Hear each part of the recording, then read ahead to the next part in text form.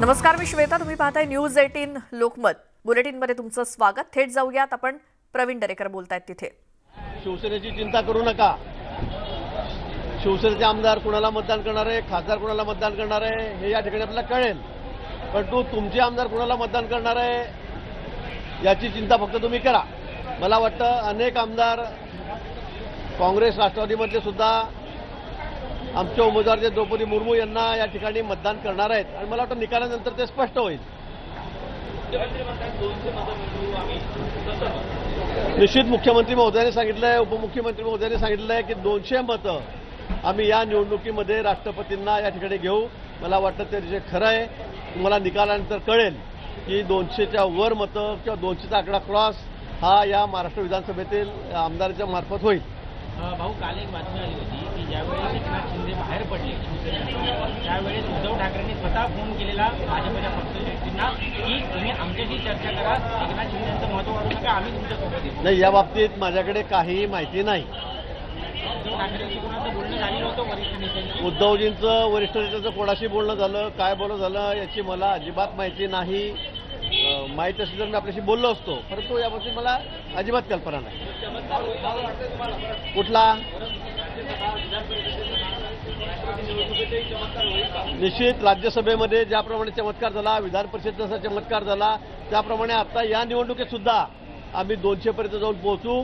तेव्हा काँग्रेस राष्ट्रवादीला कळेल की आपली परिस्थिती काय, आपले आमदार कुठे आहेत. महाविकास आघाडी राहिली नाही असं वाटतं. महाविकास आघाडी राहिली नाही असं वाटतं. कुठे महाविकास आघाडी राहिलेली आहे, काय राहिलं त्याच्याकडे? आता तुम्ही बघा थोड्या दिवसामध्ये आता त्यांच्याकडे कोण राहतं, किती आमदार राहतात. आता सगळ्या आमदारांचा ओघ आमच्याकडे लागलेला आहे. अनेक आमदार तर आम्हाला विचारायला लागलेले आहेत. त्यामुळे मला वाटतं की आता या सगळ्या महाविकास आघाडीमध्ये महाबिघाडी सुरू झालेली आहे असं म्हणायला हरकत नाही. चुनाव है, ये पक्ष की पोल खोल देगा क्या? अदृश्य हाथ अभी आपके साथ है? बिल्कुल पोल उनकी खुलने वाली है. आपको पता है राज्यसभा का चुनाव हुआ, विधान परिषद का चुनाव हुआ, उसमें भी हम लोगों ने दोनों सीट जीत ली थी. उसके बाद में विधान परिषद में हम लोगों को 166 वोट मिले हैं और अभी राष्ट्रपति के चुनाव में यही संख्या 200 तक जाएगी. 200 तक जाएगी. हमारे माननीय मुख्यमंत्री जी है, उप मुख्यमंत्री, इन्होंने कहा है कि अब 200 का फिगर क्रॉस करेंगे और 200 का फिगर हम क्रॉस करेंगे और उसके बाद में महाविकास आघाड़ी जिसमें कांग्रेस है, राष्ट्रवादी और शिवसेना भी है. शिवसेना ने तो वोटिंग यहाँ करने के लिए हमें कहा ही है, लेकिन कांग्रेस और राष्ट्रवादी में बहुत बड़ा स्प्लिट होने वाला है. बहुत सारे वोट जो है वो राष्ट्रपति पद के लिए मुर्मू जी को मिलेगी. क्या खेला हो जाएगा इसका? मैंने आप कह रहे हैं कांग्रेस एनसीपी में स्प्लिट होने वाला है. कांग्रेस एनसीपी के बहुत सारे विधायक हैं जो हमें इस चुनाव में वोटिंग करने वाले हैं. मुझे लगता है रिजल्ट आने के बाद में ये स्पष्ट हो जाएगा. अरे कशाला झाले बोलले तेच बोलणार मी. आम्हाला विधान परिषदेचा विरोधी पक्ष तर भाजपच्या या नेत्यांनी दिलेली प्रतिक्रिया आणि एनडीएच्या उमेदवाराला 200 पेक्षा जास्त मतं मिळतील आणि काँग्रेस राष्ट्रवादीचे आमदार फुटतील आणि मग त्यांना कळेल आपले आमदार कुठे आहेत, अशा प्रकारचं वक्तव्य गिरीश महाजन यांचं. त्याचसोबत भाजपचे नेते चंद्रकांत पाटील आणि आशिष शेलार यांनी देखील काय दावा केला या संदर्भात तेही ऐकूयात. 100% हा विश्वास आहे. याचं कारण राज्यसभेला शिवसेना बरोबर नव्हती तरी सुद्धा 10 मतं जास्त पडली. त्याच्यानंतर विधान परिषदेला शिवसेना बरोबर नव्हती तरीही 22 मतं जास्त मिळाली आणि आता शिवसेना बरोबर आहे. शिवसेना बीजेपी मिळून ही 22 मतं जी जास्त मिळाली त्याच्यापेक्षा कितीतरी पटीने जास्त मिळतील. राज्याचे मुख्यमंत्री आणि उपमुख्यमंत्री एकनाथजी आणि देवेंद्रजी हे म्हणतात की 200 क्रॉस करू. माझं म्हणणं आहे त्याच्यापेक्षा खूप जास्त क्रॉस करू. कारण यशवंत सिन्हाजींसाठी इथे प्रचार, भेटीगाठी, बैठका, यशवंत सिन्हाजींचा प्रवास आहे आणि त्यामुळे कोणाला फार इंटरेस्ट आहे त्यांच्या कॅन्डिडेटमध्ये असं मला वाटत नाही. जे रोज तोंडावर आपटले, जे रोज शेवाळ्यांवर घसरले, ते पुन्हा एकदा उभं राहण्याचा प्रयत्न करतायत. आम्ही ते सगळं पाहिलं. विधान परिषदेच्या निवडणुकीलाही ते हेच म्हणाले होते, राज्यसभेच्या निवडणुकीलाही ते हेच म्हणाले होते. आज तर मुर्मूजींच्या उमेदवारीचं समर्थन जनतेत एवढं आहे आणि त्यामुळे पक्ष मर्यादा सोडून किंबहुना पक्ष मर्यादा झिडकारून आमदार महोदय मुर्मूजींना मतदान करतील। आणि आता आपण थेट मुंबईमधून विधान भवनातून बाहेर आमचे प्रतिनिधी उदय जाधव आपल्यासोबत जोडले गेलेत। उदय, राष्ट्रपती पदासाठीच्या निवडणुकीसाठी आता सुरुवात होतेय, काय सगळे अपडेट्स? श्वेता, विधान भवनामध्ये राष्ट्रपती पदाच्या निवडणुकीची तयारी पूर्ण झालेली आहे। मतदान देखील आता सुरू झालेले असं सांगण्यात येत आहे। विधान भवनाच्या मध्यवर्ती सभागृहामध्ये हे मतदान पार पडत आहे, त्यासाठी अतिशय काटेकोरपणे नियमांचं पालन जे आहे ते केलं जात आहे। विशेष करून दिल्लीवरून केंद्रीय निवडणूक आयोगाची एक विशेष टीम जी आहे ती देखील विधान भवनामध्ये दाखल झालेली आहे आणि तसंच पोलिसांची सुरक्षा देखील मोठ्या प्रमाणात वाढवण्यात आलेली आहे। फक्त जे मतदार आमदार आहेत त्यांना आणि जे कोणी खासदार असतील त्यांनाच फक्त आतमध्ये सोडलं जात आहे, त्या व्यतिरिक्त कोणालाही सोडलं जात नाही आहे। सगळ्यात महत्त्वाचं म्हणजे राज्यातून मोठ्या प्रमाणात मतदान जे आहे ते होणार असल्याचे सांगण्यात येत आहे, त्यासाठी पूर्वतयारी देखील सुरू आहे। आपण इथे माझ्या मागे पाहू शकतो मुख्यमंत्री एकनाथ शिंदे यांचं इथे आगमन झालेलं आहे। आपण लाईव्ह फुटेज हे पाहतो आहोत। मुख्यमंत्री एकनाथ शिंदे यांचं इथे आगमन होत आहे। उपमुख्यमंत्री देवेंद्र फडणवीस हे देखील इथे पोहोचलेले आहेत, आपण पाहू शकतो।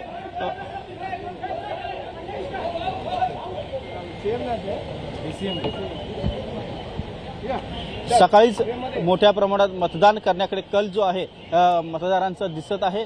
राज्यातले जवळपास 288 आमदार आहेत, त्यापैकी 285 आमदार जे आहेत ते त्यांच्या मतदानाचा हक्क जे आहे ते बजावणार आहेत। एका आमदारांचं निधन झालेलं तर 2 आमदारांना मतदानाचा हक्क जो आहे नाकारण्यात आलेला आहे, त्यामुळे एकूण 285 आमदार आज मतदानाचा हक्क बजावणार आहे। आपल्या सर्वांनाच कल्पना आहे एनडीएच्या राष्ट्रपती पदाच्या उमेदवार द्रौपदी मुर्मू यांना सर्वाधिक पाठिंबा जो आहे तो महाराष्ट्रातून मिळत आहे। जवळपास 165 आमदार जे आहेत ते द्रौपदी मुर्मू यांना मतदान करणार आहे। त्याचबरोबर शिवसेना पक्षप्रमुख उद्धव ठाकरे यांनी देखील पाठिंबा दिल्यामुळे त्यांच्या गटातले जे 15 आमदार आहेत ते देखील द्रौपदी मुर्मू यांना मतदान करणार। अशा एकूण 285 पैकी 180 आमदार जे आहेत ते थेट अधिकृतपणे द्रौपदी मुर्मू यांना मतदान करणार आहे। मात्र मुख्यमंत्री एकनाथ शिंदे यांनी दावा केलेला आहे की राज्यातून जवळपास 200 मतदार जे आहेत ते मतदान करतील। अतिरिक्त 20 जे मतदान जे आहे ते कोणाचं करणार याबद्दल खरं तर सर्वांना उत्सुकता आहे, त्याबद्दल राजकीय वर्तुळामध्ये मोठ्या प्रमाणात चर्चा देखील सुरू आहे। हे 20 जे अतिरिक्त मतदार असतील मग ते आमदार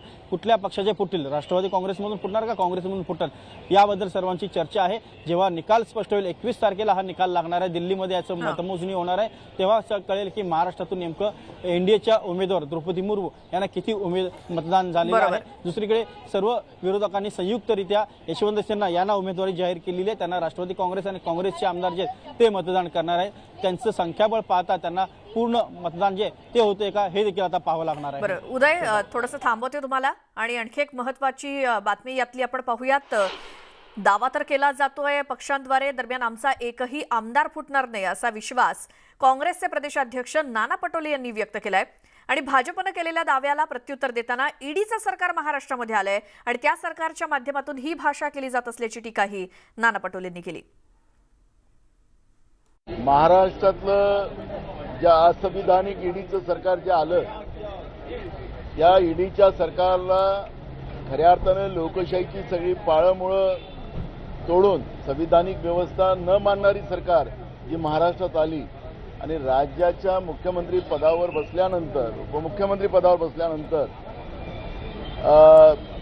केंद्रीय तपास यंत्रणेच्या दबावाखाली आणि पैशाच्या भरोशावर राजकारण करायला निघणाऱ्या या पद्धतीनं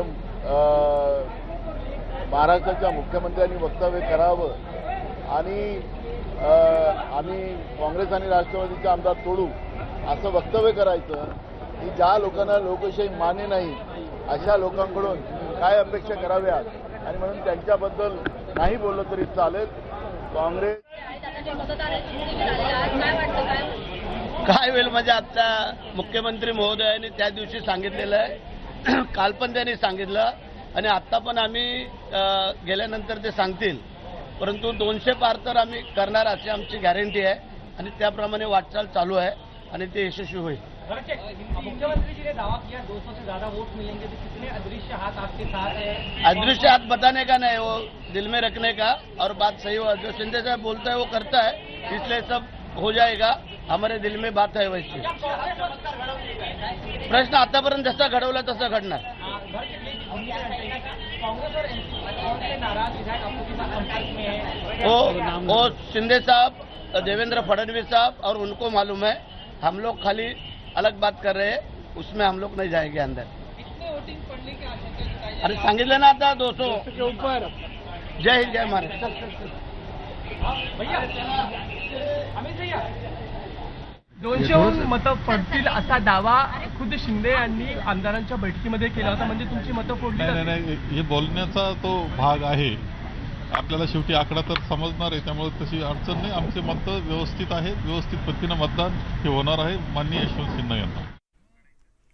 राष्ट्रपतीपदाच्या निवडणुकीसाठी विधानभवनामध्ये पोहोचत असलेले हे सगळे आमदार आणि त्यांची आपण प्रतिक्रिया जाणून घेतल्या. राष्ट्रपतीपदाच्या निवडणुकीच्या पार्श्वभूमीवर राष्ट्रवादीच्या आमदारांची एक बैठक बोलावण्यात आलेली आहे. विधानभवनामध्ये सकाळी 11 वाजता या बैठकीचं आयोजन करण्यात आलंय. अजित पवार यांच्या अध्यक्षतेखाली ही बैठक होणार आहे विधानभवनात आणि या बैठकीसाठी राष्ट्रवादीचे सर्व आमदार उपस्थित राहणार आहेत. या संदर्भात आपण अधिक बोलूयात. राजकीय विश्लेषक व्यंकटेश केसरी सर आपल्या सोबत आहेत. सर, स्वागत तुमचं न्यूज 18 लोकमतमध्ये. राष्ट्रपती पदासाठी आता मतदान प्रक्रिया पार पडते. विधानभवनामध्ये आमदार सगळे जमा होत आहेत आणि प्रत्येक पक्षाकडून आता दावा केला जातोय यांचे आमदार फुटणार किंवा काय होणार, आमचा आकडा 200च्या पुढे जाणार. या सगळ्यामध्ये काय सांगाल? असे की ज्या पक्षांनी उमेदवाराला जाहीरपणे पाठिंबा दिलेला आहे तर त्यांची एक भूमिका आहे आणि जे आध्यात आणि मध्यात म्हणजे जे कुणीकडे यायचं ह्याचा विचार करतात ती एक वेगळी भूमिका आहे. परंतु महाराष्ट्रामध्ये नुकतेच ज्या विधान परिषदेच्या आणि राज्यसभेच्या निवडणुका झाल्या त्याच्यानंतर जे सत्तांतर झालं त्यामुळे कोण कोणाबरोबर हे सांगणं कठीण आहे. त्याचे दोन प्रमुख कारण म्हणजे एक तर या निवडणुकीमध्ये व्हीप नसतो कारण हे जे मतदान हे सभागृहात होत नाही आणि दुसरी गोष्ट राष्ट्रपतीचा उमेदवार हा पक्षाच्या कुठल्याही सिम्बॉलवरती नसतो. पक्ष त्यांना पाठिंबा देतात. त्यामुळे जर क्रॉस वोटिंग झालं तरी शिस्तभंगाची कारवाई होत नाही. म्हणजे पक्षामध्ये त्याला आयसोलेट करतील काही करतील परंतु कारवाई अधिकृतपणे होत नाहीये. आणि महाराष्ट्रामध्ये एकूण सध्याची जी परिस्थिती आहे महाराष्ट्रात काय किंवा देशात काय त्यामुळे या निवडणुकीमध्ये यापूर्वी सुद्धा क्रॉस वोटिंग झालेले आहे. या आतापर्यंतच्या राष्ट्रपती पदाच्या निवडणुकीत सर्वात जी लँडमार्क होती ती 1969 सालची होती. काँग्रेसचे अधिकृत उमेदवार संजीव रेड्डी होते आणि इंदिरा गांधींनी व्हीव्ही यांना सपोर्ट दिला आणि कॉन्फरन्स वोट करा म्हणून सांगितलं. त्यामुळे त्यामुळे त्याच्या पूर्वी आणि त्याच्या नंतर कधी असं झालेलं नाहीये. पक्षाच्या अधिकृत उमेदवाराच्या विरोधात पक्षाचाच पंतप्रधान म्हणतो की तुम्ही सतत विविध बदलास मतदान करा. तर त्यामुळं की या निवडणुकीमध्ये होऊ शकतं. विशेषतः उत्तर प्रदेश असेल कर्नाटक असेल किंवा ज्या राज्यामध्ये येणाऱ्या निवडणुका आहेत आणि जिथे खासदार किंवा आमदारांना वाटतं की खासदार तर सध्या आहेतच पण जे आमदारांना वाटतं की आपलं तिकीट नाकारलं जाऊ शकतं किंवा सिटिंग खासदारांना वाटतं की आपल्याला 2024 साली तिकीट मिळणार नाही तर त्यांच्यासाठी ते काही करू शकतात. त्यामुळं पक्षाचे जे मॅनेजर्स आहेत ते त्यांना डोळ्यात तेल घालावं लागेल आणि ह्याच्यामध्ये त्यांचं आणि उमेदवारांचं म्हणजे ह्याच्यामध्ये काय होतं हे सांगणं कठीण आहे. नेते सर्वच म्हणणार की आमची मतं मजबूत आहेत, आमची मतं इंटॅक्ट आहेत, आम्ही देऊ वगैरे वगैरे म्हणून. प्रत्यक्षात खासदार आणि आमदार काय करतील हे मतपत्रिका म्हणजे मतमोजणीच्या वेळेसच कळू शकतात. बरं, केसरी सर धन्यवाद. तुम्ही हे जे काही विश्लेषण केलं त्याबद्दल. त्यामुळे क्रॉस वोटिंग होऊ शकतं हे तर खरं आहेच. या आधीच्या अशा प्रकारच्या राष्ट्रपती पदाच्या निवडणुकीत सुद्धा बऱ्याच वेळेला क्रॉस वोटिंग झालेलं आहे. मात्र आमदारांना तसा हक्क आहे आणि कोणत्याही पक्षाचा राष्ट्रपती नाही तर वेगवेगळ्या राजकीय पक्षांनी दिलेला तो पाठिंबा असतो. त्यामुळे आता विधानभवनामध्ये जी काही मतदान प्रक्रिया पार पडणार आहे यामध्ये केंद्राचं पथक या निवडणूक प्रक्रियेसाठी आलेलं आहे आणि या मतदान प्रक्रियेला सुरुवात होतीये. मात्र त्याआधी राष्ट्रवादीच्या आमदारांची एक बैठक विधानभवनामध्ये आयोजित करण्यात आलेली आहे अजित पवार यांच्या अध्यक्षतेखाली. त्याचसोबत भाजपच्या नेत्यांकडून दावा केला जातोय की काँग्रेस आणि राष्ट्रवादीचे आमदार फुटणार.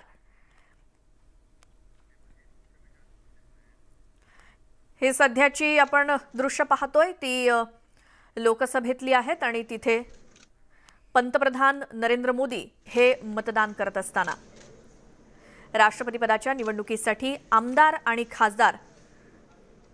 खासदारांच्या मतदानातून राष्ट्रपतीची निवड होते आणि याकरताच पंतप्रधान नरेंद्र मोदी यांनी नुकतंच मतदान केलेलं आहे. राष्ट्रपती पदाच्या निवडणुकीची सध्या चुरस आणि त्यासाठी आज मतदान पार पडतंय. आमदार आणि खासदार आपलं मत नोंदवतायत. नुकतंच देशाचे पंतप्रधान नरेंद्र मोदी यांनी देखील आपला मतदानाचा हक्क बजावलेला आहे. इथे राज्यात देखील विधान भवनामध्ये मतदानाला सुरुवात झाली आहे. तिकडची ही दिल्लीमधली आपण दृश्य पाहतोय. पंतप्रधान नरेंद्र मोदी मतदान करत असताना भाजपचे अध्यक्ष जे.पी. नड्डा सुद्धा, त्याचसोबत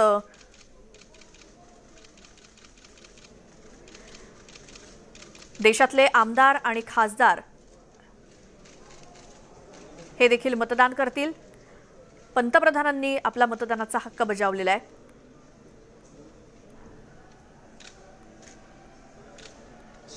सर्व आमदार खासदार इथे मतदानाचा हक्क बजावताना.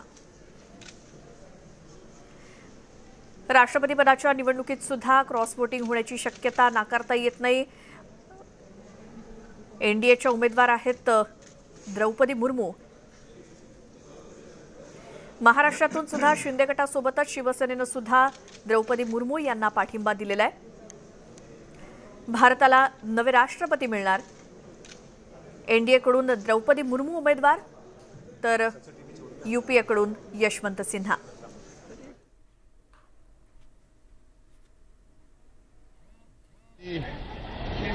बाईंना मिळणार, त्या बहिणीला मिळणार एक आदिवासी महिला ऐतिहासिक मताने महाराष्ट्रामधून त्यांना मताची पेटी भरून देणार. आणि ज्या दिवशी रिझल्ट लागला त्या दिवशी पहा, अपेक्षापेक्षा जास्त मतं या राष्ट्रपतीच्या निवडणुकीमध्ये द्रौपदी मॅडमला मिळणार आहे.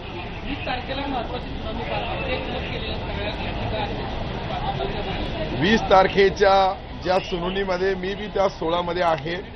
परंतु मी तुम्हाला गॅरंटीने सांगतो का लोकशाही पद्धतीने लोकशाहीचा जो काही गाभा आहे, जे काही नियम आहे, जे काही धोरण आहे, जे काही कायदे आहे, त्या कायद्यानुसार निश्चितपणाने सुप्रीम कोर्ट आम्हाला रिलीफ देईल. आणि शेवटी ही लोकशाहीमध्ये मेजॉरिटी इज लॉ आणि मेजॉरिटी आमच्याकडे असल्याकारणाने 55 पैकी 40 आमदाराचा सपोर्ट हा मुख्यमंत्री आदरणीय एकनाथजी शिंदे साहेबांना आहे. म्हणून याच्यामध्ये कुठेही तीळ मात्र शंका कुशंका करण्याचा काम नाही.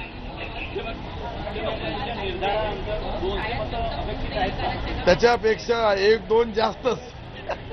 कारण की मुख्यमंत्री कशा पद्धतीने मतदान नियोजनबद्ध आपण विश्वासदर्शक ठराव पाहिला, आपण त्या ठिकाणी अध्यक्षाची निवडणूक पाहिली, ह्या सर्व एकंदरीत अभ्यास केला तर दोन्हीही मुख्यमंत्री आणि उपमुख्यमंत्री या राज्यामध्ये ज्या पद्धतीने नियोजन करतात निश्चित त्यांना याच्यामध्ये यश मिळालं. हा बोला ना.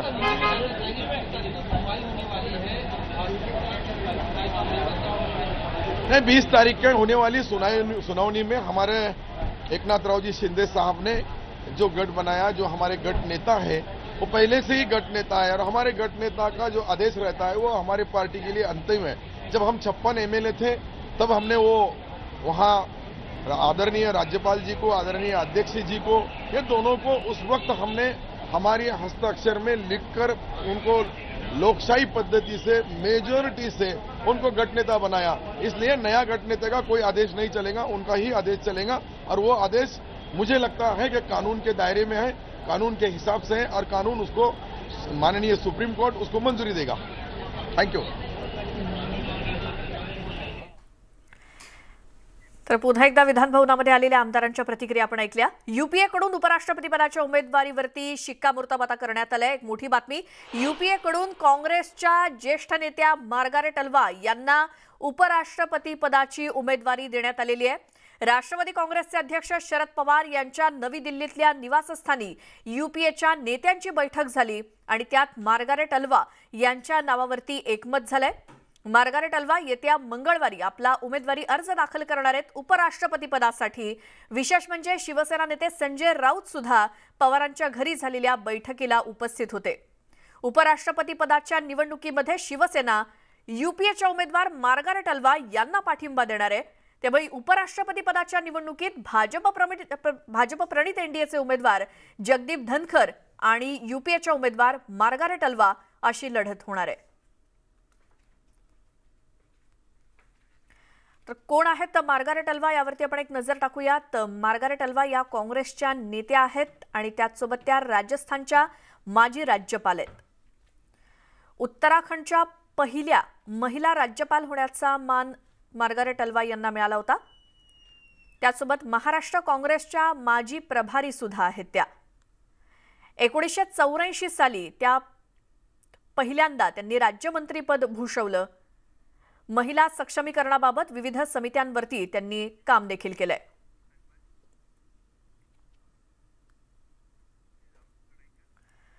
दुसरीकडे भारतीय जनता पक्षानं पश्चिम बंगालचे राज्यपाल जगदीप धनखर यांना उपराष्ट्रपती पदासाठी उमेदवारी घोषित केली आहे. यावेळी जे.पी. नड्डा यांनी जगदीप धनखर यांचा उल्लेख शेतकऱ्यांचा पुत्र असं केलंय. तर उपराष्ट्रपती पदाच्या निवडणुकीमध्ये धनखर यांचा विजय निश्चित असून यूपीएनं सुद्धा धनखरांना पाठिंबा द्यावा असं आवाहन भाजपचे अध्यक्ष जे.पी. नड्डा यांनी केलंय. एक किसान पुत्र ने एक फर्स्ट जनरेशन प्रोफेशनल के रूप में अपने आप को आगे बढ़ाया और एक सक्षम प्रशासक के रूप में भी और सक्षम राजनेता के रूप में भी 3 दशक तक जीवन में उन्होंने सामाजिक सेवा, देश सेवा की और उच्च कोटि की देश सेवा की. ऐसे प्रत्याशी को हम सब लोग किसान पुत्र को लेकर के आए हैं. मेरा आग्रह है सभी भारत के राजनीतिक दलों से कि आप सबका उपराष्ट्रपति पद के लिए हमारे जगदीप धनखर जी का समर्थन मिले. उपराष्ट्रपति पद पर हम सर्वसम्मति कर सके. आणि ही थेट दृश्य मुख्यमंत्री एकनाथ शिंदे पोहोचलेले आहेत विधान भवनामध्ये. अगदी थोड्याच वेळापूर्वी उपमुख्यमंत्री देवेंद्र फडणवीस सुद्धा पोहोचलेले होते आणि आता मुख्यमंत्री एकनाथ शिंदे हे देखील पोहोचलेत विधान भवनामध्ये. राष्ट्रपती पदाच्या निवडणुकीसाठी मतदानाला सुरुवात होते आणि त्यासाठी सर्व आमदार पोहोचतायत. मुख्यमंत्री एकनाथ शिंदे हे देखील आता पोहोचलेले आहेत. अगदी काही वेळापूर्वीच राज्याचे उपमुख्यमंत्री देवेंद्र फडणवीस सुद्धा पोहोचलेत आणि आता स्वतः मुख्यमंत्री एकनाथ शिंदे पोहोचलेत. केंद्राचं निवडणूक आयोगाचं पथक आहे विधान भवनामध्ये आणि त्यांच्या उपस्थितीमध्ये ही मतदान प्रक्रिया सुरू आहे. सर्व पक्षाचे आमदार हे महाराष्ट्रातले आमदार विधान भवनामध्ये पोहोचलेत आणि आता महाराष्ट्राचे मुख्यमंत्री एकनाथ शिंदे हे देखील विधान भवन परिसरामध्ये पोहोचलेत आणि ते देखील या मतदान प्रक्रियेमध्ये सहभागी होतील. मतदानाचा हक्क बजावतील राष्ट्रपती पदासाठीच्या निवडणुकीसाठी. थोड्याच वेळापूर्वी उपमुख्यमंत्री देवेंद्र फडणवीस सुद्धा पोहोचले होते आणि आता मुख्यमंत्री एकनाथ शिंदे हे देखील विधान भवनामध्ये पोहोचल्याची दृश्य.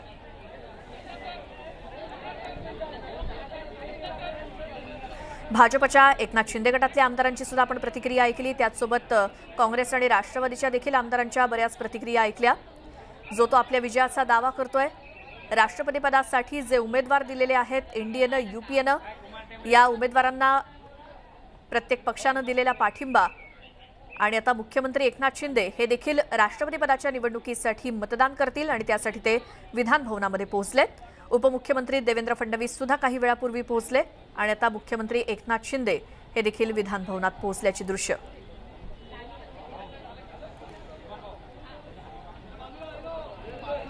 राज्यात राष्ट्रपती पदाच्या निवडणुकीमध्ये क्रॉस वोटिंगची शक्यता वर्तवली जाते. सर्व आमदार विधान भवनामध्ये पोहोचलेत आणि आता मुख्यमंत्री एकनाथ शिंदे हे देखील विधान भवनामध्ये पोहोचलेत. त्याची ही थेट दृश्य आपण पाहतोय. उपमुख्यमंत्री देवेंद्र फडणवीस सुद्धा काही वेळापूर्वीच पोहोचलेत. आणि आता राज्यातल्या राजकीय वर्तुळातून बातमी आहे ती म्हणजे रत्नागिरीमध्ये शिवसेनेला पुन्हा झटका मिळालाय. नवनियुक्त उपजिल्हा प्रमुखांनी पदभार स्वीकारण्यास नकार दिलाय. कौटुंबिक आणि आरोग्याचं कारण देत प्रकाश रसाळ यांनी पदभार स्वीकारण्यास नकार दिलाय. तसंच रत्नागिरी तालुका संघटक वैभव पाटील यांनी देखील अवघ्या काही तासातच राजीनामा दिलाय. काही दिवसांपूर्वी उदय सामंत समर्थकांची हकालपट्टी करण्यात आलेली होती आणि त्यानंतर नवनियुक्त्या करण्यात आल्या. मात्र अवघ्या काही तासातच राजीनामा सत्र सुरू झालेलं आहे. आमचे प्रतिनिधी सचिन सावंत आपल्या सोबत आहेत. सचिन, काय नेमकं चाललंय रत्नागिरीत? रत्नागिरीत नक्कीच मोठ्या घडामोडी आता सध्या घडताना आपल्याला पाहायला मिळत आहेत. कारण ज्या वेळेला निष्ठावंत शिवसैनिकांचा जो मेळावा झाला त्यावेळेला पूर्णपणे समर्थन हे शिवसेनेला असं दाखवण्यात आलं होतं आणि त्यानंतर उदय सामंत हे रत्नागिरीत आले होते. उदय सामंत रत्नागिरीत त्या घडामोडी ह्या वेगानं बदलत आहेत. जे उदय सामंत समर्थक आहेत त्यांची हकालपट्टी देखील इथल्या कार्यकारिणीवरून झालेली होती. आता या ठिकाणी राजन साळवी हे शिवसेनेचे उपनेते आहेत. त्यांनी काही नवीन नियुक्त्या केल्या होत्या. त्याच्यामध्ये प्रकाश रसा यांना उपजिल्हाप्रमुखपदी पदभार दिला होता, परंतु त्यांनी देखील या पदभार स्वीकारण्यास नकार दिला. कारण प्रकाश रसा हे शिवसेनेचे खंदे समर्थक म्हणून ओळखले जातात. तर त्यांनी कारण दिलं की माझी प्रकृती ठीक नसते, कौटुंबिक कारणामुळे मी हा पदभार स्वीकारू शकत नाही.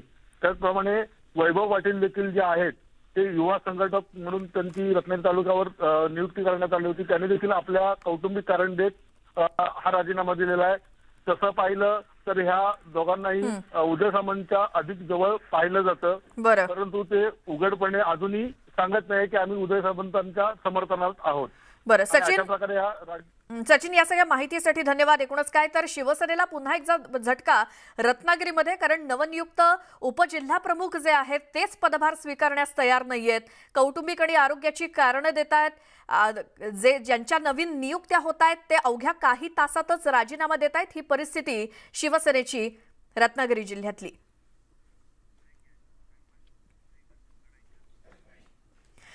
इतरही महत्त्वाच्या घडामोडी आपण पाहणार आहोतच, मात्र एका छोट्याशा ब्रेक नंतर तुम्ही पाहत राहा मुद्दा महाराष्ट्राचा.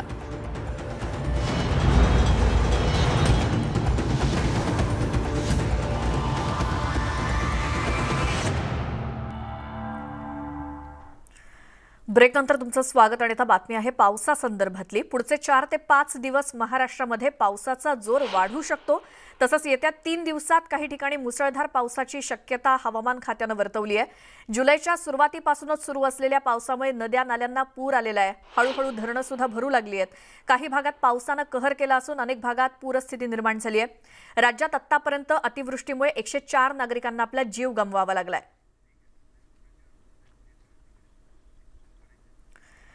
आणि आता थेट जाऊयात भाजपचे नेते सुधीर मुनगंटीवार बोलतायत तिथे. द्रौपदी मुर्मू दीदी राष्ट्रपती पदाच्या निवडणुकीत अमृत महोत्सवी वर्षात या फर्स्ट सिटीजन ऑफ इंडिया या पदासाठी उभ्या आहे. सद्विवेक बुद्धीनी यामध्ये मतदान करायचं आहे हे संविधानाला अपेक्षित आहे. पार्टीच्या नेत्यांचा आदेश ऐकण्याच्या ऐवजी अशा निवडणुकीत आपल्या मनाचा अंतरात्माचा आवाज ऐकावा.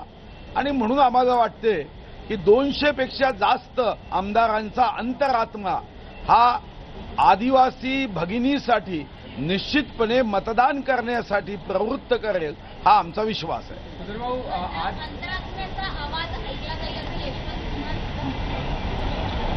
एक आदिवासी भगिनीला स्वातंत्र्यानंतर पहिल्यांदा मुख्य प्रवाहात आणण्यासाठी विश्वगौरव नरेंद्र मोदीजींनी सबका साथ सबका विकास हा स्लोगन नव्हे तर हा त्यांचा विचार जो व्यक्त केला त्या विचाराला अनुरूप स्वातंत्र्यानंतर पहिल्यांदा या देशातील पर्यावरणावर ईश्वराचा अंश समजून प्रेम करणाऱ्या प्रामाणिक अतिशय शूर असणाऱ्या आदिवासी बांधवांपैकी भगिनीला एक संधी दिली आहे.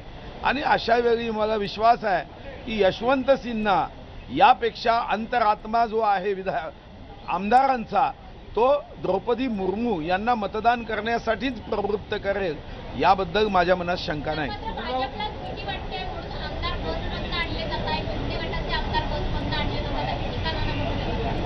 शेवटी त्यांनी काय टीका करायची. त्यांचेही आमदार अनेक राज्यामध्ये बसमधून आणले जात आहे. राजस्थानमध्ये बसमधून आणले जात आहे. मला वाटतं नाना भाऊ हे आता इकडे तिकडे न पाहता टीका करणे म्हणजेच मोठा पराक्रम आहे. काँग्रेस यातूनच वाढू शकते या गैरसमजामध्ये दिसत आहेत. काँग्रेसची मतं आम्हाला राज्यसभेच्या वेळी दिल्या गेली. विधान परिषदेत काँग्रेसच्या काही आमदारांनी आम्हाला मतदान केलं आणि काँग्रेसच्या नेत्यांचं न ऐकता एक अनुसूचित जातीचे नेते उभे होते त्यांना पाडण्याचा महापराक्रम केला. आता आदिवासी बहीण उभी आहे तर तिला विरोध करण्याचा पराक्रम करताय. सुधीर बाबू, हिंदी में जानना चाहेंगे कि आज 200 से ज्यादा वोटिंग महाराष्ट्र से होने की उम्मीद है एनडीए उम्मीदवार को, कैसे और क्या आपको लगता है कि क्रॉस वोटिंग होगी महाविकास अघाड़ी में? नहीं, यहाँ व्हीप का तो कोई प्रश्न उपस्थित नहीं होता, क्रॉस वोटिंग का प्रश्न उपस्थित नहीं होता। राष्ट्रपति के प्रत्याशी के रूप में अनुसूचित जमाती के हमारे एक बहन को पहली बार प्रत्याशी बनाया गया है। अमृत महोत्सवी वर्ष है, देश के हर पिछड़े वर्ग के हृदय में आत्मविश्वास जगाने का काम हो रहा है।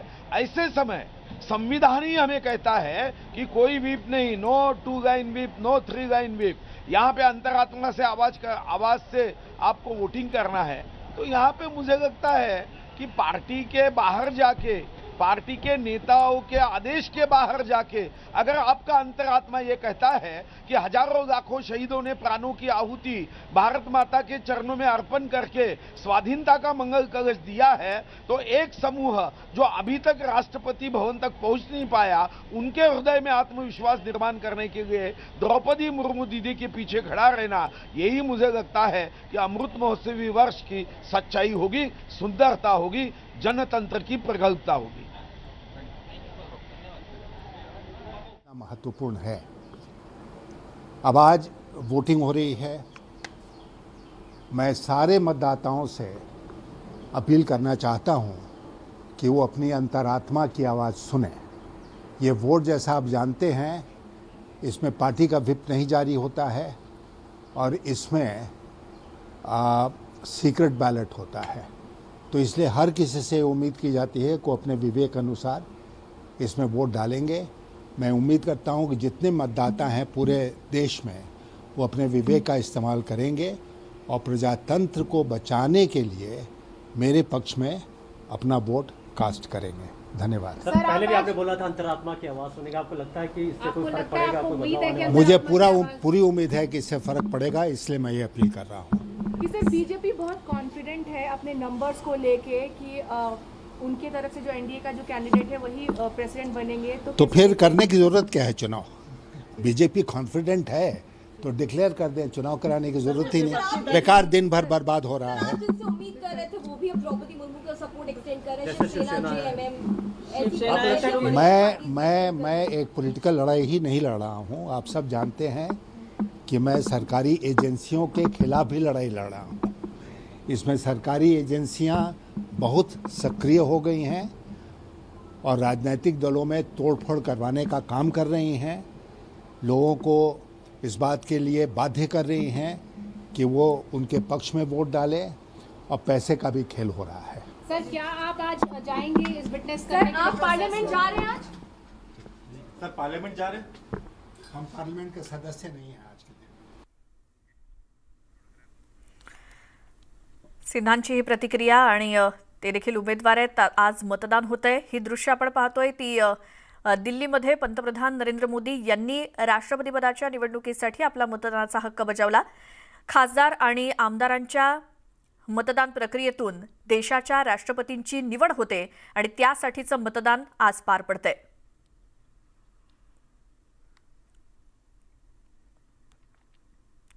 पंतप्रधान नरेंद्र मोदी ज्यावेळी आपला मतदानाचा हक्क बजावण्यासाठी आलेले होते त्यावेळीची ही दृश्य आहेत। तिथे दिल्लीमध्ये खासदार मतदान करतायत राष्ट्रपती पदाच्या निवडणुकीसाठी। तर इथे मुंबईतले सुद्धा आपण अपडेट घेतोय। तिथे विधान भवनात मतदानाला सुरुवात झाली आहे। सर्व आमदार तिथे पोहोचलेत। आपापल्या उमेदवाराच्या विजयाचा दावा हा त्या पक्षांकडून केला जातोय। पक्षानं उमेदवारांना दिलेला पाठिंबा आणि त्यावरती केले जाणारे दावे। आता आज मतदान प्रक्रिया पार पडतेय, त्यामुळे ज्यावेळेला याचा निकाल लागेल आपल्याला कळेलच की देशाला नवे राष्ट्रपती म्हणून कोण लाभतात। एनडीएच्या उमेदवार द्रौपदी मुर्मू आहेत आणि विरुद्ध यूपीएचे उमेदवार यशवंत सिन्हा। आणि आता ही मुंबईतली विधान भवनातील दृश्य आहेत। मुख्यमंत्री एकनाथ शिंदे हे तिथे पोहोचलेले आहेत विधान भवनामध्ये। त्याचसोबत दिल्ली आणि मुंबई या दोन्ही ठिकाणची आपण दृश्य सध्या पाहतोय। दिल्लीमध्ये सर्व खासदार मतदानासाठी स्वतः द्रौपदी मुर्मू या देखील तिथे पोहोचल्या आहेत। त्याचसोबत यशवंत सिन्हा यांची देखील आपण प्रतिक्रिया ऐकली। चुरस आहे राष्ट्रपती पदाच्या निवडणुकीमध्ये आणि आताची ही दृश्य विधान भवनातली मुंबईतली आणि इथे मुख्यमंत्री एकनाथ शिंदे हे देखील आपला मतदानाचा हक्क बजावण्यासाठी आलेले आहेत। मुख्यमंत्री आणि उपमुख्यमंत्री थोड्याच वेळापूर्वी पोहोचलेत। परत महाराष्ट्रातले सर्व आमदार हे देखील विधान भवनामध्ये पोहोचलेले आहेत आणि आता स्वतः मुख्यमंत्री आपला मतदानाचा हक्क बजावतायत। राष्ट्रपती पदाच्या निवडणुकीसाठी मुख्यमंत्री एकनाथ शिंदे मतदान करतायत। आमदार आणि खासदारांच्या मतदान प्रक्रियेतून देशाच्या राष्ट्रपतींची निवड होते आणि राष्ट्रपती पदाच्या निवडणुकीची ही चुरस क्रॉस वोटिंगची शक्यता वर्तवण्यात येते। एनडीएच्या उमेदवार आहेत द्रौपदी मुर्मू तर यूपीएचे उमेदवार यशवंत सिन्हा। मतदान प्रक्रियेला सुरुवात झाली आहे। मुख्यमंत्री एकनाथ शिंदे यांनी आपला मतदानाचा हक्क बजावलाय। उपमुख्यमंत्री सुद्धा थोड्याच वेळापूर्वी पोहोचलेले होते। सर्व आमदार तिथे पोहोचलेले आहेत मतदानासाठी। केंद्राचं जे पथक आहे ते संपूर्णपणे ही यंत्रणा चालवते आणि त्यांच्या उपस्थितीमध्ये ही मतदान प्रक्रिया पार पडते। राष्ट्रपती पदाच्या निवडणुकीसाठी महाराष्ट्राचे मुख्यमंत्री एकनाथ शिंदे मतदान करताना, त्याचबरोबर आता दिलीप वळसे पाटील यांनी देखील आपला मतदानाचा हक्क बजावलेला आहे। सर्व आमदार हे विधान भवनामध्ये पोहोचतायत आणि आपला मतदानाचा हक्क बजावतायत। महाराष्ट्रामध्ये विधान भवनात सर्व आमदारांची मतं नोंदवली जात आहेत तर तिकडे लोकसभेमध्ये सर्व खासदार मतदानाचा हक्क बजावतायत आणि ही मतदान केंद्रातली विधान भवनामध्ये एका विशिष्ट खोलीमध्ये ही जी मतदान प्रक्रिया सगळी पार पडते त्या ठिकाणची ही दृश्य आहेत। धनंजय मुंडे हे देखील आता आपला मतदानाचा हक्क बजावतायत। हसन मुश्रीफ यांनी नुकतंच मतदान केलंय। राष्ट्रपती पदाच्या निवडणुकीसाठी आमदार आणि खासदार यांच्या मतदान प्रक्रियेतून राष्ट्रपती पदाची निवडणूक होते आणि त्यासाठी आमदार हे मुंबईत विधान भवनामध्ये मतदान करतायत तर लोकसभेमध्ये तिथे खासदार हे देखील मतदान प्रक्रियेला त्यांच्या सुरुवात झाली आहे। दिल्ली आणि मुंबई दोन्ही ठिकाणची ही दृश्य।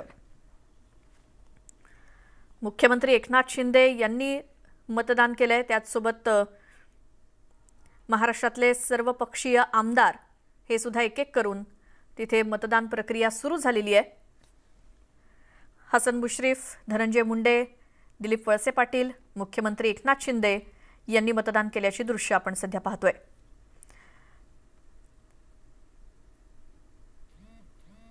विधान भवनाच्या या खोलीमध्ये सुरू असलेली मतदान प्रक्रिया केंद्राचं पथक ही मतदान प्रक्रिया पार पडतंय आणि प्रत्येक आमदार तिथे येऊन आपला मतदानाचा हक्क बजावतोय।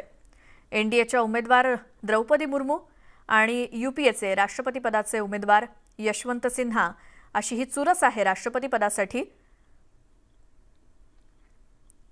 त्यासाठी मतदान प्रक्रिया पार पडते। प्रत्येक जण आपलं मत बॅलेट पेपरद्वारे या मतपेटीमध्ये बंद करतायत।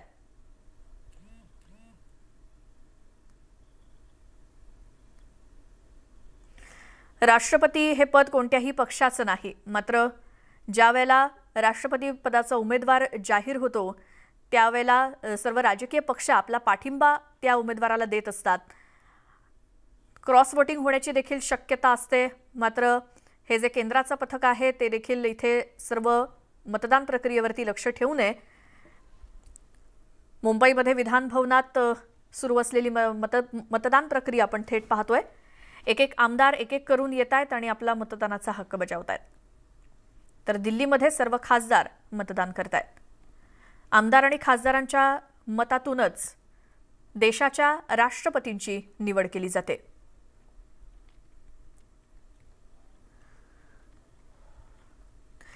राष्ट्रपती पदानंतर उपराष्ट्रपती पदाची सुद्धा निवडणूक होणार आहे, मात्र आजचा दिवस हा राष्ट्रपती पदासाठीच्या मतदान प्रक्रियेसाठीचा आहे। द्रौपदी मुर्मू विरुद्ध यशवंत सिन्हा, गुलाबराव पाटील हे सुद्धा आता मतदान करतायत। शिंदे गटातले सर्व आमदार आणि त्याचसोबत शिवसेनेचे सर्व आमदार या सर्वांनी एनडीएचे उमेदवार द्रौपदी मुर्मू यांना पाठिंबा आधीच जाहीर केलेला आहे। राष्ट्रपती पदाच्या निवडणुकीमध्ये कोण बाजी मारतं याची उत्सुकता आहेच। ज्यावेळेला मतमोजणी पार पडेल निकालाच्या दिवशी कळेलच, मात्र त्यासाठी मतदान आज पार पडतंय। राज्यातल्या सर्व आमदारांकडून मतदान एक एक करून मतदानाला सुरुवात झाली आहे। आमदार येत आहेत आणि संपूर्ण दिवसभर ही मतदानाची प्रक्रिया पार पडेल। मुंबईतल्या विधान भवनामध्ये राष्ट्रपती पदासाठी निवडणूक आणि या निवडणुकीसाठी मतदान सुरू आहे। राज्यातले सर्व आमदार हे इथे येऊन आपलं मत मतपेटीमध्ये टाकतायत, तर दिल्लीमध्ये सर्व खासदार आपला मतदानाचा हक्क बजावतायत।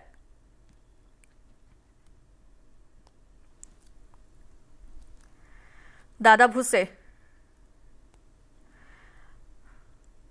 आमदार दादा भुसे हे सुद्धा आता पोहोचलेत आणि ते देखील आपला मतदानाचा हक्क बजावतील। प्रदीप जयस्वाल, महाराष्ट्रातले सर्व आमदार एक एक करून आता 285 आमदार आपला मतदानाचा हक्क बजावणार आहेत। क्षण आहे भारताच्या दृष्टीने आणि सर्वप्रथमच जो समाज सर्वात दुर्लक्षित होता अशा आदिवासी समाजाला एक अत्यंत सक्षम अशी महिला रिप्रेझेंट करणार आहेत आणि त्या आपल्या राष्ट्रपती होणार आहेत। ही आमच्या सर्वांच्या दृष्टीने एक अत्यंत महत्त्वाची बाब आहे आणि महाराष्ट्राला वारसा हा पुण्यश्लोक अहिल्यादेवी होळकरांचा आहे आणि ज्या मावळ प्रांतावर त्या राज्य करायच्या तिथं अनेक आदिवासी लोक होते आणि ते आपापसामध्ये लढाया करायचे।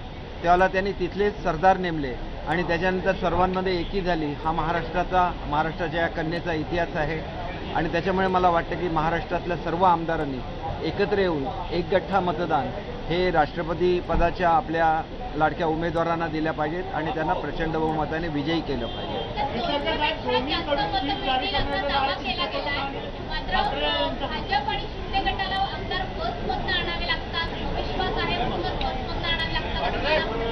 नाही, बिलकुल नाही। आमची काल मीटिंग होती आणि आदरणीय पंतप्रधानांचं असं म्हणणं होतं की एकही मत फुकट जाता कामा नये। इथं कसं असतं की राज्याच्या लोकसंख्येला 1000ने भागलं जातं आणि त्याच्यानंतर मताची किंमत ठरवली जाते आणि महाराष्ट्राच्या सारख्या राज्यामध्ये एखादं मत फुकट जाणं हे सुद्धा परवडण्यासारखं नसतं, कारण दुसऱ्या क्रमांकाचं हे राज्य आहे भारतामधलं आणि त्याच्यामुळे इथल्या मताला सुद्धा खूप जास्त किंमत असते आणि पंतप्रधान महोदयांची अशा सूचना होत्या की या ऐतिहासिक क्षणामध्ये एकही आपलं मत एनडीएचं फुकट जाता कामा नये आणि त्या दृष्टीने आम्ही 2 दिवस याची काळजी घेतलेली आहे आणि आम्ही योग्य काळजी घेऊ की एकही मत फुकट जाणार नाही।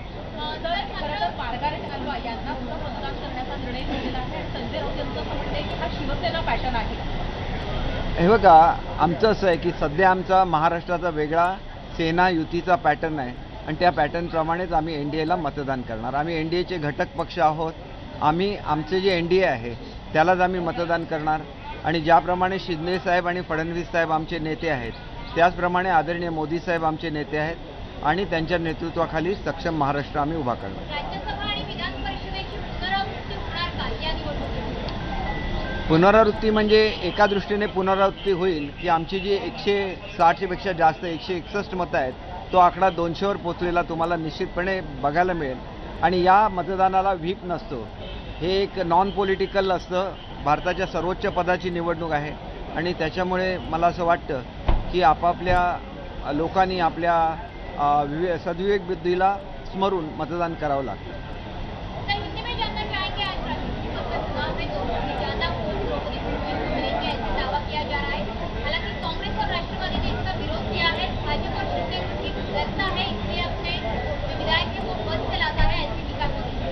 नहीं, देखिए, आज एक ऐतिहासिक मौका है पूरे भारतवर्ष के लिए और ये पहली बार हो रहा है कि जो समाज दुर्लक्षित रहा उस आदिवासी समाज को आज प्रतिनिधित्व मिल रहा है और महाराष्ट्र का एक इतिहास है। महाराष्ट्र से दिल्ली तक महाराष्ट्र का राज था और अहिल्यादेवी होळकर जिन्हें पुण्यश्लोक बोला जाता है, उन्होंने जब मावळ प्रांत पे राज किया था तो वहाँ पे जो आदिवासी जन थे उन्होंने उनको सरदार बनाया, उनको राज्य में सहभागी किया और किस तरह से अच्छा राज्य बन सकता है उसका उन्होंने उदाहरण करके दिखाया। ये महाराष्ट्र की परंपरा है और महाराष्ट्र की परंपरा का हम लोग कायम रखेंगे और मेरी तो ऐसी सोच है कि हमारे पास 161 MLA थे, आज कम से कम 200 मत मिल जाएंगे क्योंकि महाराष्ट्र की जनता चाहती है कि मुर्मू मैडम सबसे ज़्यादा मत से जीत के आए और वो आपको दिखाई देगा।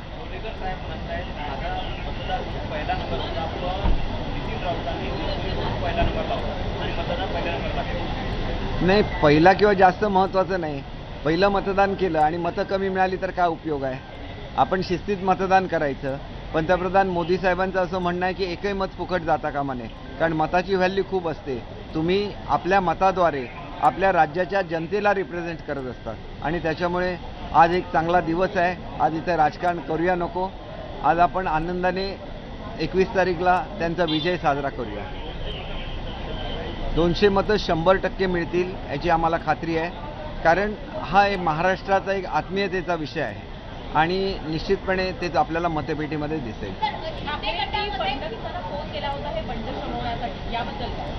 हे बघा, हे मोठी लोक आहेत, त्यांच्याबद्दल आपण बोलणं शक्य नाही, परंतु जो काय मजकूर छापून आलेला आहे त्याच्यावर विश्वास ठेवावा की नाही हा माझी स्वतःची त्याच्याबद्दल शंका आहे.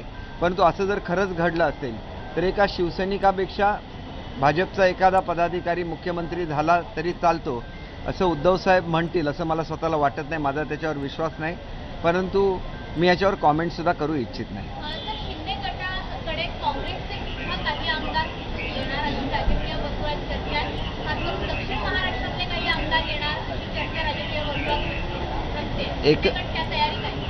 एकंदरीतच आपण केवळ शिंदे गट असं म्हणू नका, तर आता हे शिंदे आणि फडणवीसांचं सरकार आहे आणि हे काम करणारं सरकार आहे आणि त्यांनी सत्तेवर आल्याबरोबर हे करून दाखवलेलं आहे आणि त्याच्यामुळे अनेक आमदार महोदय आकर्षित झाले, तर त्याच्यामध्ये आश्चर्य वाटण्यासारखी काहीही गोष्ट नाही आणि त्याच्यामुळे एक चांगलं असं सरकार उभं राहत असताना त्याला भक्कम असा पाठिंबा हा सर्व आमदार महोदयांचा मिळेल याची मला खात्री आहे.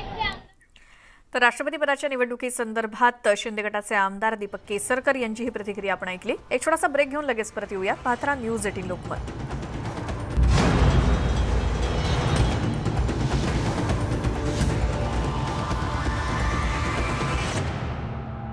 निकोलाई प्यानिक यांनी सांगितलं.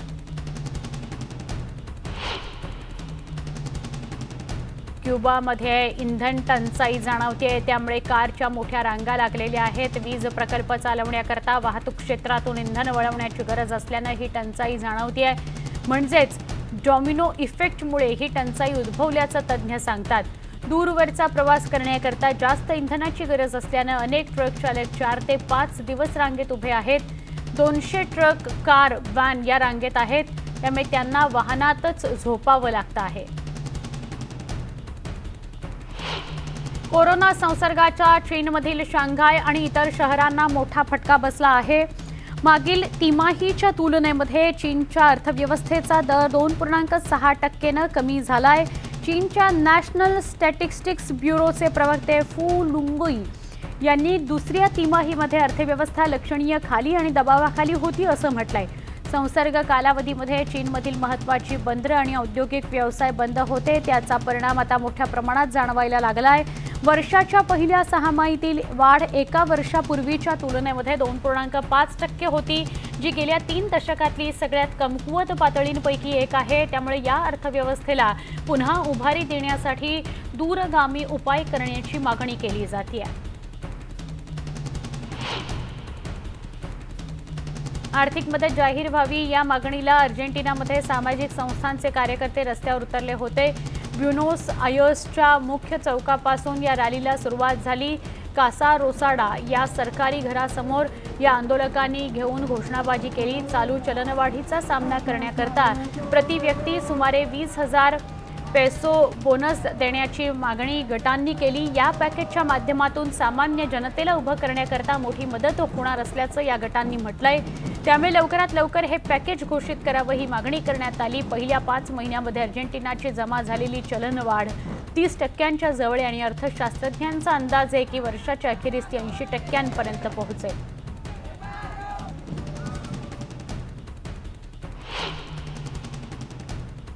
रो विरुद्ध वेद या सर्वोच्च न्यायालयाच्या ऐतिहासिक निर्णयात गर्भपात अधिकार पुनर्संचयित करण्याकरता सभागृहानं मतदान केलं. कायदा 219-210 पास झाला तर 223-205 नुसार गर्भपात करण्यासाठी दुसऱ्या राज्यात जाण्याचा निर्णय घेणाऱ्या स्त्री किंवा मुलाला शिक्षेवर बंदी घालण्यासाठी सभागृहानं दुसरं विधेयक देखील मंजूर केलं. परराष्ट्र मंत्री कॅथरीन कोलोना आणि सशस्त्र सेना मंत्री सेबॅस्टिन लेकोर्नू यांच्या नेतृत्वाखालील फ्रेंच शिष्टमंडळानं शुक्रवारी नायजेरचे अध्यक्ष मोहम्मद बझौम यांची नियामी इथं भेट घेतली। त्यावेळी दहशतवाद विरुद्धची लढाई, साहेलमधील सुरक्षा परिस्थिती आणि अन्नाची असुरक्षितता यावर चर्चा करण्यात आली। त्याचप्रमाणे दोन देशांदरम्यान अनेक करारांवर स्वाक्षरी देखील करण्यात आली। लिमा इथल्या जत्रेत गुरुवारी कोका पानांच्या पिकांशी संबंधित असलेल्या पेरुवियन देशी शेतकऱ्यांनी कोको आणि चॉकलेट उत्पादनांचं प्रदर्शन आयोजित केलं होतं। कोको पाना